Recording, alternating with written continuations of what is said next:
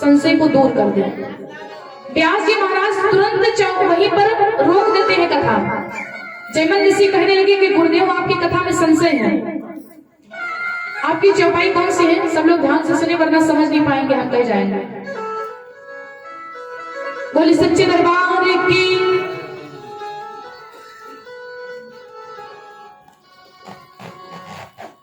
ये भैया जी की तरफ से 51 मुद्राएं भगवान के चरणों में आए हुए हैं। माता रानी के पास सदैव बनी रहे। बोली सच्चे दरबार की। व्यास जी महाराज कथा लिख रहे थे, कथा लिखते लिखते चौपाई आ गई। माता सुता बहन के तीरा कबहू न बैठे पुरुष गंभीरा। व्यास जी महाराज के शिष्य थे जयमन ऋषि। जयमन ऋषि कहने लगे गुरुदेव आपकी कथा में संशय है, क्यों? माता सुता बहन जो त्यागे, माता सुता बहन जो त्यागे।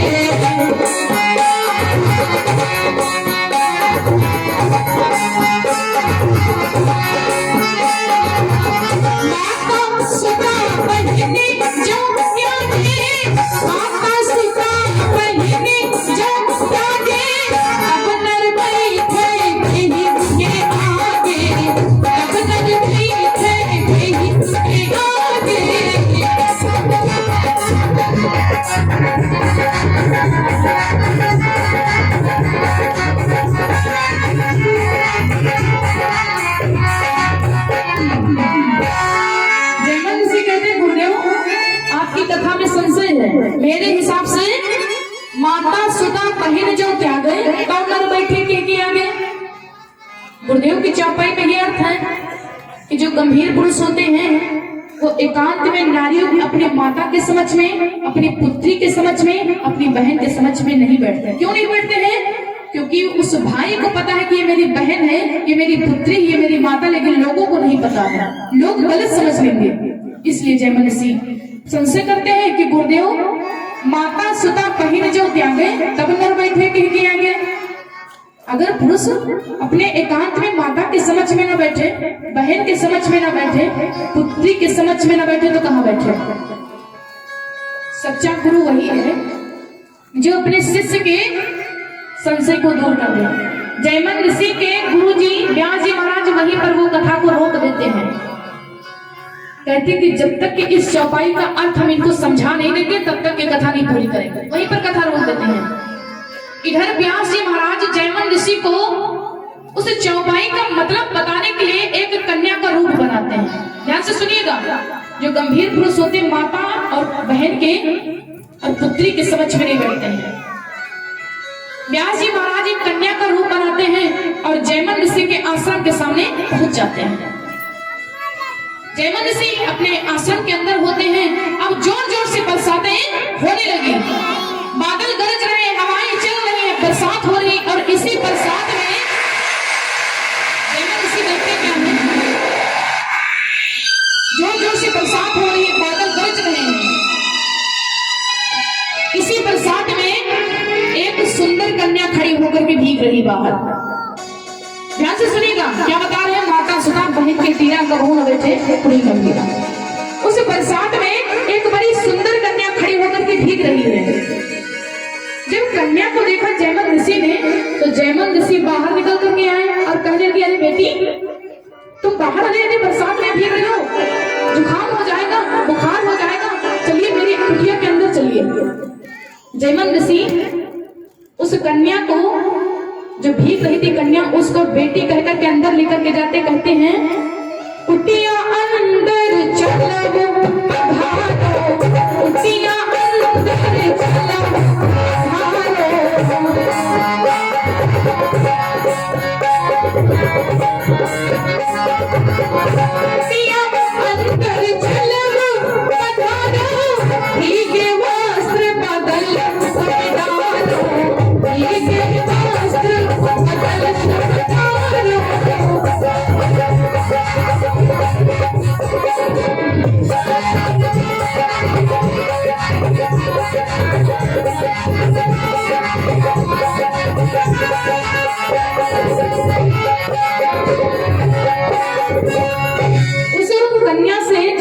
कहते कि कुटिया अंदर चलो पधारो और भीगे वस्त्र बदल तुम डारो।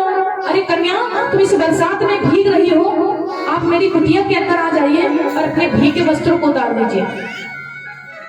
उस कन्या रूप में कौन है? व्यास जी महाराज जयमन ऋषि को बताना चाहते हैं, क्योंकि जयमन ऋषि के गुरु जी व्यास जी महाराज वहीं पर वो कथा को रोक देते हैं। इनके संशय को दूर करेंगे। व्यास जी महाराज कन्या का रूप बना करके आते हैं। जयमन ऋषि देखते भीगते हुए कहते कि अरे बेटी, तुम इस बरसात में भीग रही हो, तुम कुटिया के अंदर चलो। वो कन्या कहती ठीक है महाराज। कुटिया के अंदर जाती है। जयमन ऋषि कहते भीगे वस्त्र बदल तुम डालो। ये तुम्हारे वस्त्र भीग गए, बरसात में खड़ी होकर के भीग रही थी, इन भीगे वस्त्रों को उतार दीजिए। अब संतों के पास में कोई सूट वगैरह तो रखे नहीं थे जो उस कन्या को पहनने के लिए दे दें। वही धोती कुर्ता मिलेगा बाबा लोगों के पास में, वही धोती कुर्ता अपना देते हैं। और बेटी कहकर के जयमन ऋषि उस कन्या के वस्त्रों को उतरवा देते हैं। वो कन्या उन वस्त्रों को धारण कर लेती है। अब रात्रि का समय है, कन्या जाए कहाँ इतनी टाइम? अब रात्रि में तो सब सोते हैं। जयमन ऋषि कहने लगे अब तो सोने का टाइम आ गया है। और सुनो कन्या, सुनो बहन मेरी। जयमन ऋषि बेटी कहकर के कुटिया के अंदर लाए, बहन करके कहकर के वस्त्रों को चेंज करवा दिया। अब माता कहकर के कहते कि सुनो माता, मेरी कुटिया में कोई चारपाई तो है नहीं। संत लोग उषा आसन पर लेटते हैं, नीचे लेट जाते हैं, चटाई पर लेट जाते हैं। मेरे आश्रम में एक ही चटाई है और उसी चटाई पर हम और आप लेट जाते हैं। वहां पर कोई चारपाई तो थी नहीं। जयमन ऋषि माता कहकर के कहते हैं कि चलो माता तुम मेरे साथ में लेट जाओ, क्योंकि मेरे आश्रम में एक ही चटाई है। लेट गई शांति दो संता, लेट गई शांति दो संता।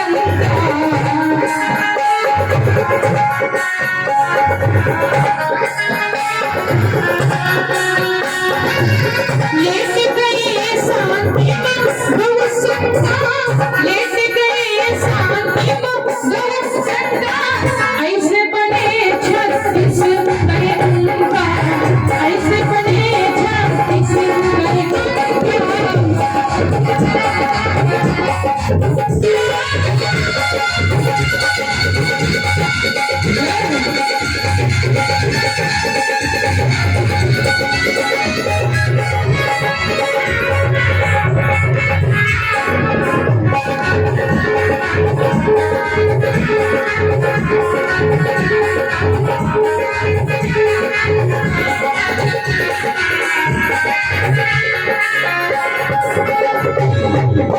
जयमन ऋषि कहते कि सुनो माता, मेरे आश्रम में चारपाई नहीं है, एक ही चटाई पर लेट जाते हैं। लेट गए शांति दो संता। एक तरफ ऐसे बने 36 के अंक। देखिए इंग्लिश की हिंदी में वो भाषा में नहीं, अगर आप जो पहले की 1 2 3 4 हिंदी वाली भाषा होती थी, हिंदी वाले अंक लिखेंगे तो 36 कैसे होगा? 6 हो जाएगा इकाई और 3 हो जाएगा दहाई। लेट गए शांति दो संता, ऐसे बने 36 के अंक। यानी जयमन ऋषि का मुख इस तरफ और उस कन्या का मुख इस तरफ। 6 हो जाएगी इकाई, 3 हो जाएगी दहाई। जयमन ऋषि का मुख इस तरफ, कन्या का मुख इस तरफ। अब दोनों एक ही चटाई पर लेटे हैं। कोई व्यक्ति ऐसा नहीं जो पूरी रात एक करवट से बिता दे। रात में करवट तो बदलनी ही पड़ेगी। जब आधी रात हुई, बीती रात जब ली बीती रात जब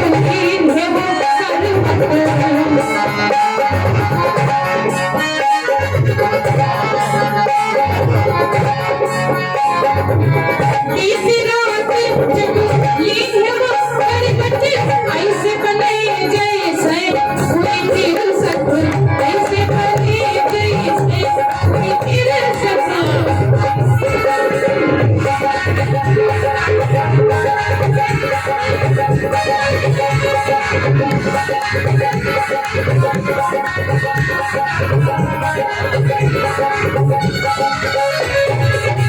जब जयमन ऋषि कन्या लेट गए शांति दो संता, ऐसे बने 36 के अंक। 6 हो जाएगी इकाई, 36 में 3 हो जाएगी दहाई। बीती रात जब लीनो करवट, ऐसे बने जैसे हुई 63। अब अगर 63 हिंदी की गिनती में लिखो तो 3 हो जाएगी इकाई, 6 हो जाएगी दहाई। यानी कन्या का मुख इस तरफ और जयमन ऋषि का मुख इस तरफ। अब जब आधी रात हुई, सांसों में सांस जब टकराती, सांसों में सांस जब टकराती,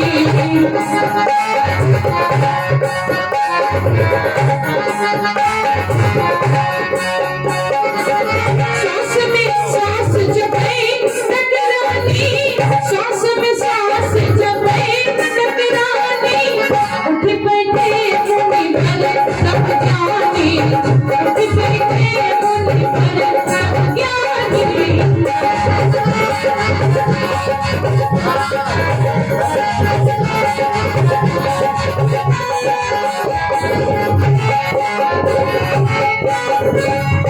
जब जयमन ऋषि का मुख और कन्या का मुख एक तरफ हो गया, 63 मिल गए, तो जब रात हुई, श्वास में श्वास जब टकरानी, उठ बैठे मुनिवर तब ज्ञानी।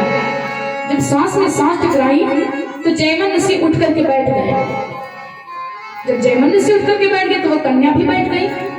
उस समय भक्तों जयमन ऋषि कामांध में खो जाते हैं, कामांध हो जाते हैं और कहते कि सुनो कन्या, देखिए कन्या कह करके अंदर लाया, बहन करके कह करके वस्त्रों को चेंज करवाया और माता कह करके पास में लिटा लेते हैं। जब रात होती है तो जयमन ऋषि कामांध में हो जाते हैं। कहते कि सुनो, अब इस समय मेरा कुछ अनित्य काम करने को मन कर रहा है। जब इस प्रकार से कहा तो वो भी कन्या कोई साधारण नहीं थी, क्योंकि वो साक्षात व्यास जी महाराज हैं। कहते कि अगर महाराज तुमको कुछ ऐसा ही करना है मेरे साथ में, तो आप सबसे पहले मेरे साथ में विवाह करिए, सबसे पहले विवाह करिए। कहते कि कावा अंधा रात का उल्लू दिन का होई, कामी अंधी रात दिन बुद्धि गई सब खोए। लोग कहते हैं कि कौवा को दिन में नहीं दिखाई देता है। कावा अंधा रात, कौवा को जो कौवा होता है उसको रात में नहीं दिखाई देता है, और उल्लू जो होता है उल्लू को दिन में नहीं दिखाई देता है। कावा अंधा रात का उल्लू दिन का होए, जो कामी पुरुष होता है, कामी अंधा रात दिन बुद्धि गई सब खोए। अंधा का मतलब कामी पुरुष का कि वो कितनी टाइम क्या कर रहे हैं। जयमन ऋषि उस समय कामांध में हो जाते हैं और कहते कि सुनो, इस समय मेरा कुछ अनित्य काम करने को मन कर रहा है। वो कन्या कहने लगी अगर तुमको महाराज मेरे साथ में कुछ ऐसा ही करना है तो आप सबसे पहले मेरे साथ में विवाह करिए। जयमन ऋषि कहने लगे ये तो विवाह करने की बात करते हैं, और विवाह में बहुत चीजें होनी चाहिए, पंडित जी होना चाहिए, माड़ो होना चाहिए, बहुत सामान लगता है। अरे कन्या इतनी टाइम में पंडित जी को कहां से लाए, और मंडप किसे समझ ले। वो कन्या भी कम होशियार नहीं थी। कहती कि सुनो, कुटिया खंभ माने तुम ले हो, कुटिया खंभ माने तुम ले हो, कुटिया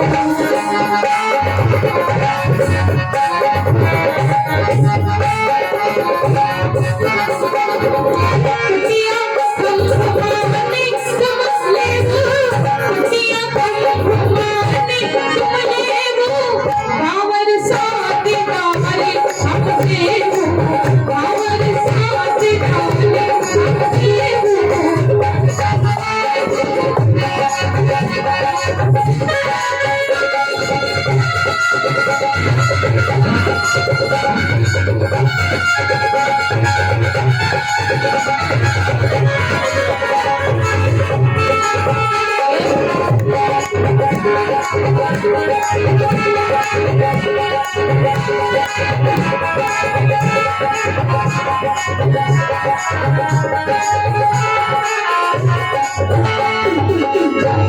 कन्या कहती कि अगर आपको कुछ ऐसा ही करना तो सबसे पहले आप मेरे साथ में विवाह करिए।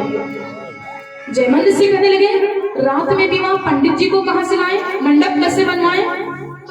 कहने लगी कि ना पंडित की जरूरत है ना किसी की जरूरत है। आजकल जमाने में बहुत प्रकार के विवाह होते हैं, एक तो कोर्ट मैरिज, लव मैरिज और गंधर्व विवाह। कहने लगी इतने टाइम किसी चीज की नहीं जरूरत है, गंधर्व विवाह कर ले।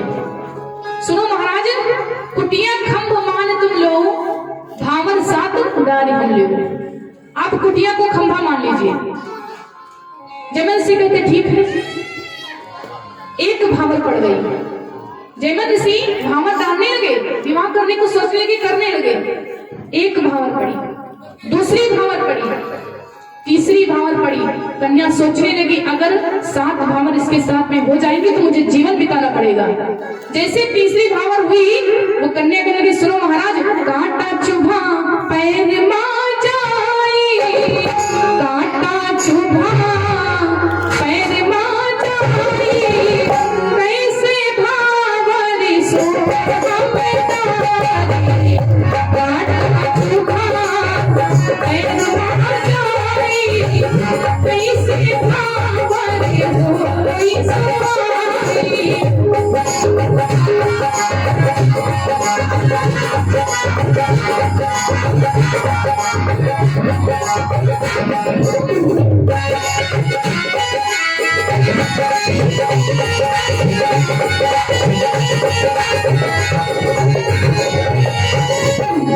जैसे तीसरी भावर हुई कन्या सोचने की अगर 7 भावर हो जाएंगी तो इसके साथ मुझे जीवन बिताना पड़ेगा।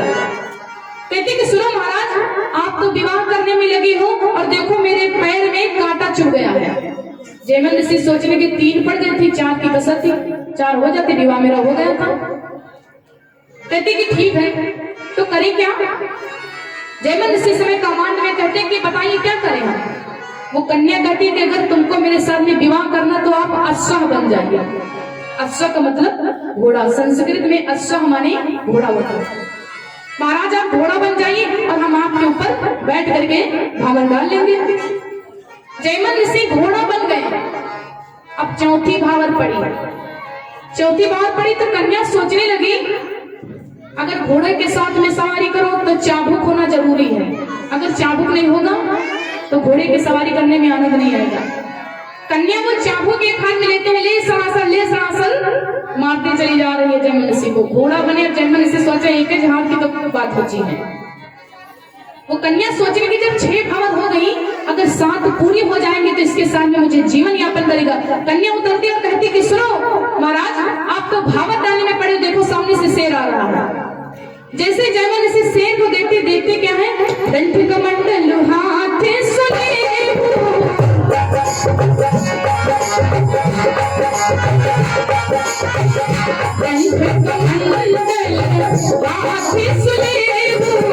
प्यास महाराज समझे सब करे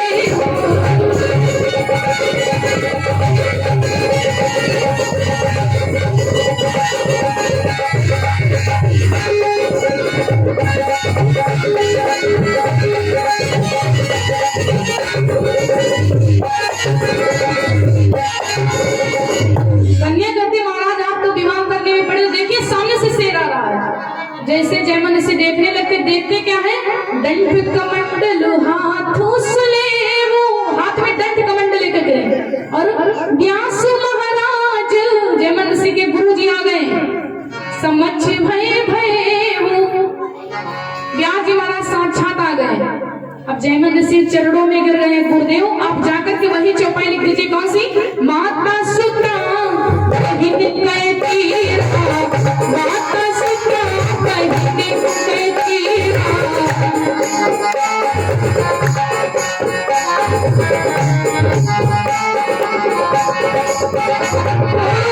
माता सुता कहीं गए तीरा, तब हुन बैठे पुरुष हीरा, तब हुन बैठे पुरुष हीरा।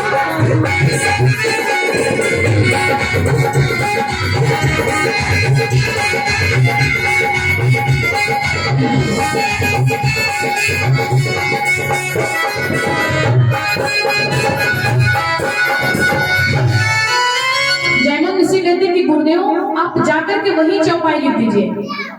कौन सी? क्योंकि जयमन ऋषि बेटी कहकर के कुटिया के अंदर लाए, बहन कहकर के वस्त्रों को चेंज करवा दिया, माता कहकर के लिटा दिया, रात में ऐसी भावना हो गई। कहते कि समझ गए।